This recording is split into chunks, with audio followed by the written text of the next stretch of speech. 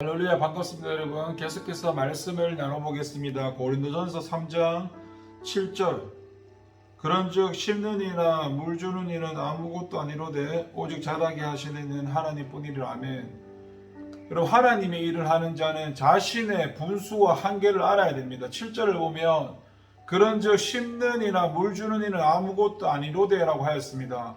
사도 바울은 5절에서 자신과 아볼로가 한 일에 대해 하나님께서 주신 은사대로 한 일이라고 하였지만 본절에서는 그것조차 아무것도 아니라고 말씀하고 있습니다.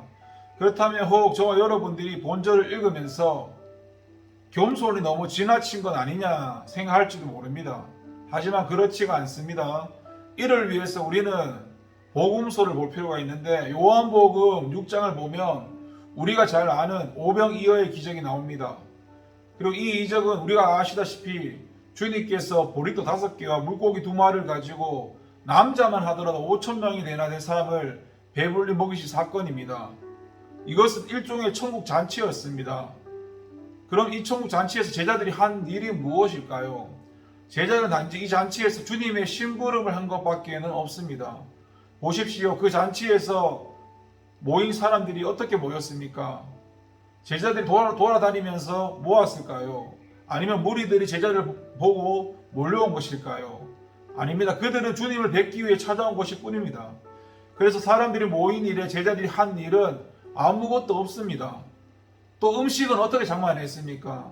주님께서 이적으로 준비하신 것입니다. 따라서 결국 제자들이 한 일이란 잔치의 주인이신 주님께서 손님도 음식도 모두 마련해 놓은 곳에서 단지 질서를 정돈하고 음식을 나누어 주는 사환 역할을 한 데 불과한 것입니다. 그런데 만약 이처럼 잔치에 있어서 거의 한 일도 없는 제자들이 그곳에 온 사람들에게 마치 자기가 그 모든 음식을 준비한 것인 것처럼 생색을 내면서 주인 행세를 한다면 어떻게 되겠습니까? 모든 사람의 웃음거리가 되고 맙니다. 여러분, 이처럼 오늘날에도 하나님의 일을 함에 있어서 우리가 하는 일이란 것이 참 보잘것없습니다. 사람이 보기에 거창 일 같아도 그를 위한 모든 능력과 은사는 하나님이 주신 것이고요. 또 많은 물질로 다른 사람과 교회 일을 도와서도 결국 그 재물을 얻을 능도 하나님이 주신 것입니다.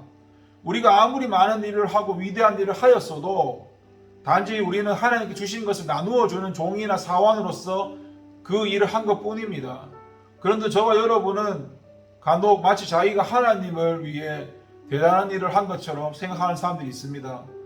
이는 아직 자기의 분수와 한계를 모르는 참으로 어리석은 자의 모습이 아닐 수 없는데, 그래서 우리는 맡은 사명과 직분에 최선을 다하면서 감당하되 그 일을 이루게 하시는 분은 하나님이신 줄 믿고 언제나 겸손한 자세를 잊지 말아야 하며, 우리는 나타난 결과에 대해서도 모든 걸 하나님께 영광을 돌리고 하나님의 종으로서 마땅히 해야 할 일을 했을 뿐이라 고백해야 합니다.